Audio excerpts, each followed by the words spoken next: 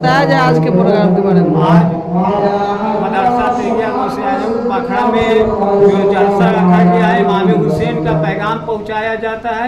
हर एक मुसलमान के जो इमाम हुसैन जो रास्ता पर चले थे उस पर हम लोग अमल करें और जो भी खुरपात काम होता है उससे हम लोग बचें। और जो भी इमाम हुसैन के जो करबला में जो शहीद हुए और याद उसको हम लोग ताज़ा करते हैं। ये न कि ढोलक और ताशा आतशबाजी करके हम लोग इमाम हुसैन के याद रोज़ा रख कर नमाज पढ़कर और जो भी कुरान का तिलावत होता है वो सब रख कर इमाम हुसैन का याद मनाया जाता है। और हम लोग ये आपस में जैसे कि कहीं पर अखाड़ा निकाल कर आतशबाजी करते हैं वो सब नहीं करना चाहिए। और हम पूरे मुसलमान से अपील करते हैं कि आप लोग शांतिपूर्वक इमाम हुसैन के जब याद मनाते हैं तो सही तरीक़ा से मनाएं और कहीं भी खुरपात काम नहीं करें।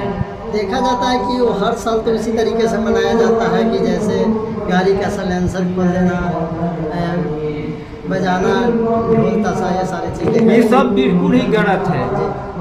क्या परिचय ये मुसलमान में कहीं भी नहीं है कि हम लोग आतशबाजी करें और ये सब भी बिल्कुल गलत है। और वो सब कुछ नहीं, हम हर एक जगह इस पर पाबंदी लग रहा है और इस पर कम से कम 60 से 70% लोग ये सब आतशबाजी से बच रहे हैं। और तजिया भी कहीं कहीं बंद हो रहा है बनाना और फिर जुलूस निकाला जाता है शांतिपूर्व।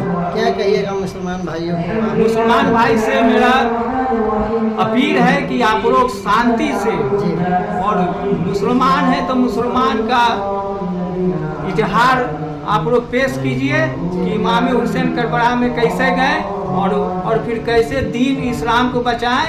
और हम लोग हैं जो उस पर अमल करें और ज़्यादा करके ज़्यादा खुरपात काम ना करें और उसको रोकें और दीन पर चले और जो भी कुरान का फरमान है उस पर अमल करें। क्या परिचय हुआ? मेरा नाम मोहम्मद रहमतुल्लाह राय, मुन्ना जिला परिषद क्षेत्रीय चौधरी। फैज़ान गौसे आज़म जामा मस्जिद बखरा की जानिब से इमाम हुसैन रज़ियल्लाहु अन्हु की शहादत के मौके पर जलसा शहादत का मुनक़्क़िद किया गया है। ये जलसा इसलिए मुनक़्क़िद किया गया है कि इमाम हुसैन का पैगाम क्या था, वो करबला गए, क्यों गए और करबला जाने के बाद पैगाम क्या दिया। दरअसल वो जुल्म के खिलाफ, जबर के खिलाफ, ज़्यादती के खिलाफ एक आवाज़ का नाम इमाम हुसैन है।